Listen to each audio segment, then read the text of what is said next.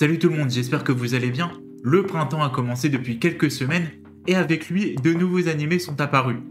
Aujourd'hui, j'ai décidé de vous parler d'un titre qui a retenu mon attention pour son côté fantastique moderne. Il s'agit de Mysterious Disappearances. On y suit un très étrange jeune homme du nom de Ren Adashino, travaillant dans une librairie en compagnie de sa collègue Sumireko Ogawa, une presque trentenaire également romancière en plein syndrome de la page blanche.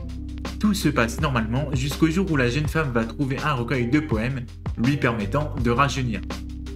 Ça, c'était pour le postulat de départ, et je dois dire que le premier épisode a titillé ma curiosité. On a une ambiance un peu sombre, plein de questions qui se posent vu le comportement de Ren, et surtout une volonté de montrer les choses, avec du sang qui coule un peu partout par exemple. Désolé pour le spoil, mais la situation va vite être réglée pour la romancière, qui va être amenée à aider Ren dans sa quête. Quelle est la nature de celle-ci ?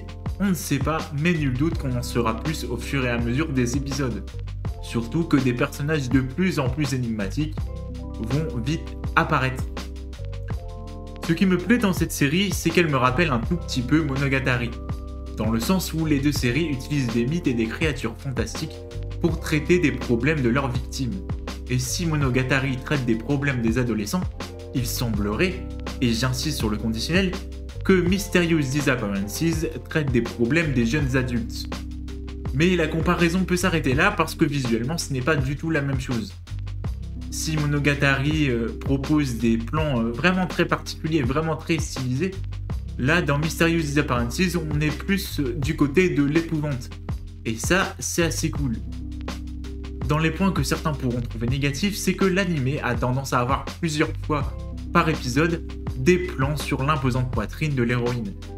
Perso, je me focus pas dessus, alors ça me dérange pas. Il y a actuellement 4 ou 5 épisodes à l'heure actuelle, et c'est vraiment cool. C'était Shino pour vous parler de Mysterious Disappearances sur Crunchyroll. N'hésitez pas à vous abonner si vous avez aimé et à commenter.